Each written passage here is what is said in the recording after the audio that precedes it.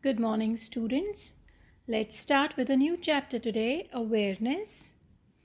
See, the learning objectives are given here. I want you to read them nicely. See, the first one says curiosity and the resultant awareness are the first step to achieving our goals. Means, yes, of course, you have to be curious to be aware so that you know how you can achieve your goal. Now, see the second point, it says we should always stay in tune with the important development around us. Whatever is happening around us, if we are not aware of it, if we are being sleepy and we have no idea what is happening here and there or all around the world, then of course we are not at all aware. So we have to be aware, and to be aware, you have to make sure that you know what is happening around. Now let's see the third one. We should be aware about our rights and duties and follow both of them earnestly. We so what we have to do is we should be aware of what our rights and duties are being the citizen of this country. See the next point, we should be aware of our responsibilities as the part of a family and community. We should know what is right and what is actually good for our family. Apart from that, we have the last one. We serve a country by being aware of our rights and duties and being true to them. Right? So, it is again very important that we are true to our country as well. Now let's start with a story. It's a story time. Once a frail old man, frail you understand, a very delicate or a very weak old man, went to live with his son, daughter in law, and a 4-year-old grandson. The old man's hands trembled, his eyesight was blurred, and his steps faltered. Means he was really old. So you can see that this old man is very weak and he can hardly walk or he can hardly see clearly.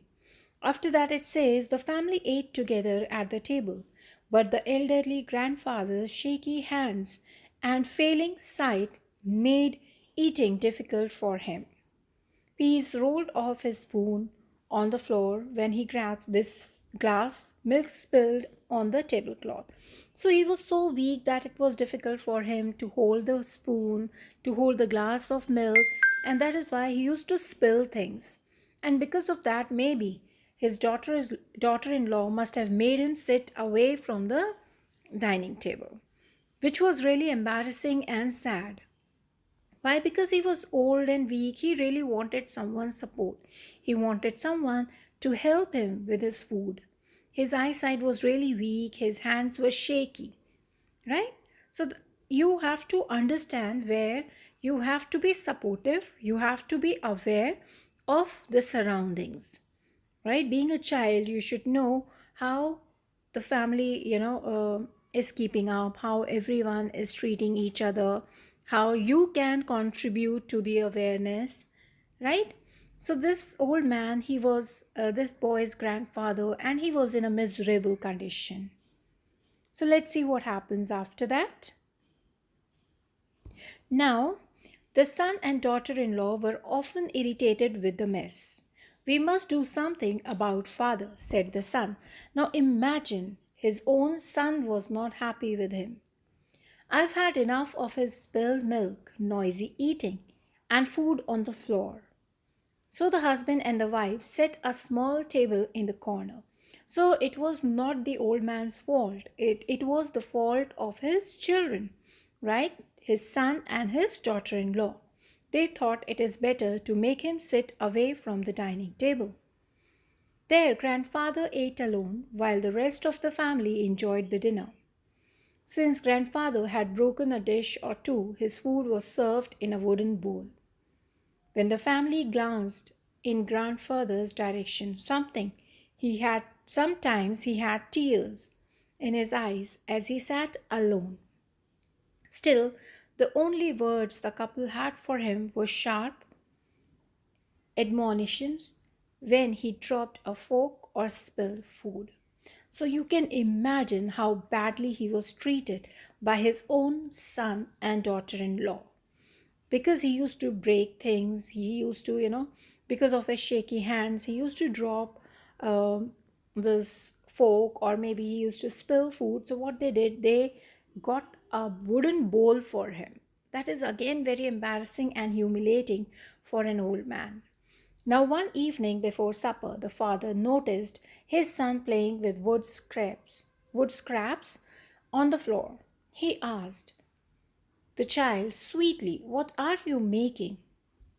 As sweetly as the boy responded, "Oh, I am making a little bowl for you and mom to eat your food in when I grow up." So the child was really smart. He said, "Father, I'm making a bowl for you and mom so that when you grow old, you can eat in these wooden bowls." The 4-year old smiled and went back to work. So he just ignored and he kept on playing with the wooden thing. I hope you're understanding it. So it was, this child was aware of what was happening around him, and at the same time, you will see that the son who was treating his father badly was aware, or he became aware of the fact that his son is noting everything, is keeping a track of everything the way he was treating his own father. So his son was also planning to do the same for him. So it's a nice story. If you'll read it, you'll like it. So let's continue. Now, what happens after that? Now, the words. Now, one day, of course, I've already read it for you. So, one day, this little boy was making two wooden bowls, one for his mother and his father. Now, these words, this thing actually was so humiliating, so hurting, that now this son, he understood that there's something wrong, or there's something wrong that he's actually doing, right? Or maybe he's teaching something bad to his son. Okay, let's see what happens after that. Now the word struck the parents so much that they were speechless. The parents were shocked. They were actually surprised to see that the common actions, whatever way they were behaving with the grandfather, was somewhat being noted by their own son. So they were speechless and scared. Then tears started rolling down their cheek. No word was spoken, but both knew what must be done. So now was the time when both the son and the daughter-in-law, they were actually speechless. They were hurt, and now they knew the way they were behaving with their own father, how hurting it was.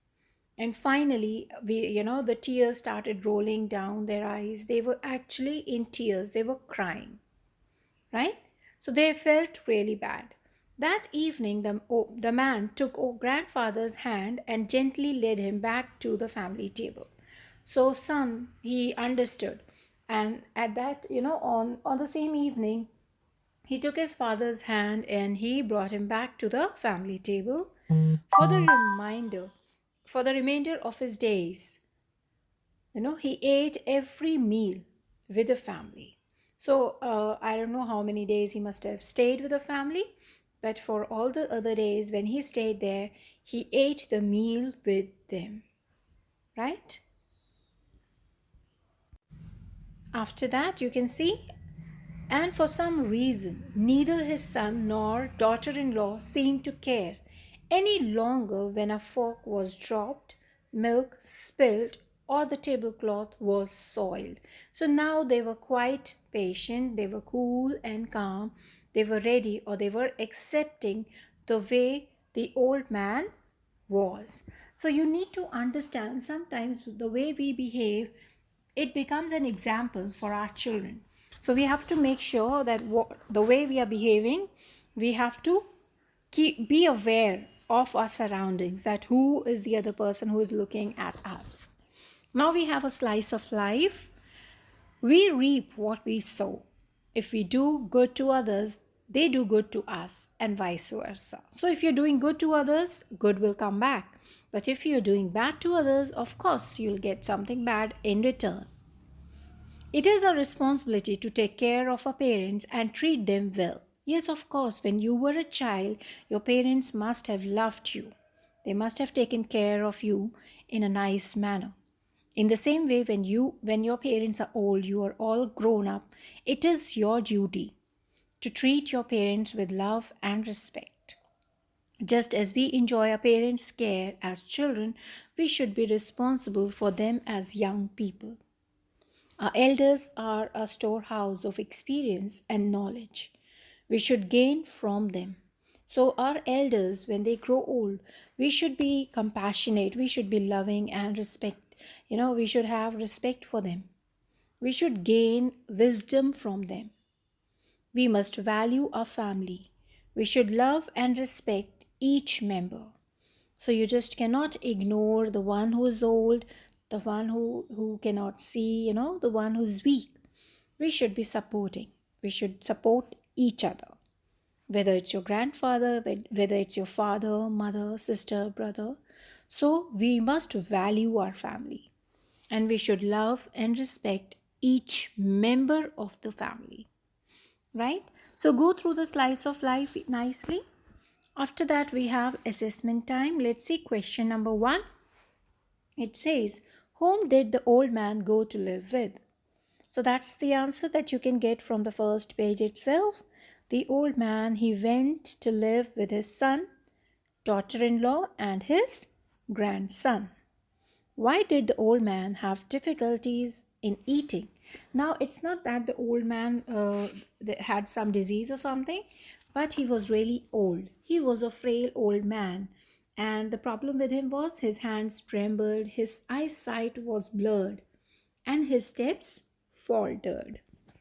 Why was the old man made to sit on the table away from the rest of the family? Now, there was a reason why he was made to sit away from the family.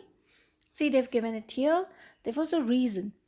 The elderly grandfather's shaky hands and failing sight made eating difficult for him. So sometimes peas rolled off his spoon onto the floor, or when he was, drinking milk from the glass, he might spill it on the tablecloth. So there were different reasons because of which he was made to sit away from the family. See, apart from that, they've given here a grandfather had broken a dish or two. His food was served in a wooden bowl. Maybe that was another reason why he was made to sit away, right? And why he was treated in a different manner. What was the child making with wood scraps? Why? Now, one day when father saw, one evening before supper, his father noticed that his son was playing with the wood scraps, right?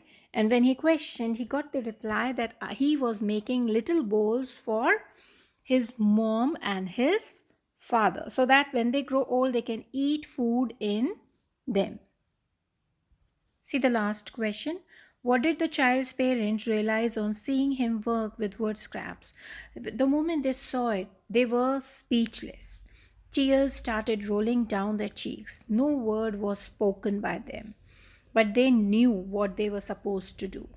And that evening, they took the grandfather's hand and made him gently sit on the family table.